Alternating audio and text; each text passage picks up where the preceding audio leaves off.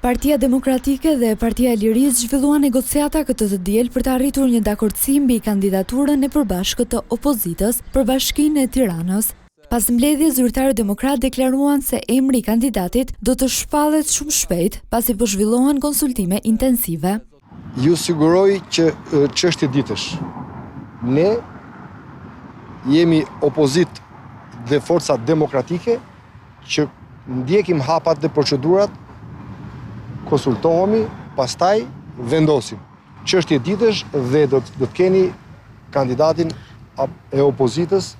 Ndërsa Teti Blushi nga Partia e Lirisë nënvizoi se opozita synon një kandidaturë gjithëpërfshirëse, ndryshe nga Partia Socialiste. Një kandidaturë gjithëpërfshirëse, dhe një kandidaturë e emëruar sikur ka ndodhur me kandidatën e Partisë Socialiste. Pra përballë kandidatës së Covidit, ne po përzgjedhim vaksinën e dur, e cila do të shërojë një herë përgjithmonë kryeqytetin. Sipas Blushit, kandidati që do të shpallet do të ketë për qëllim luftën ndaj paligjshmërisë dhe korrupsionit në kryeqytet.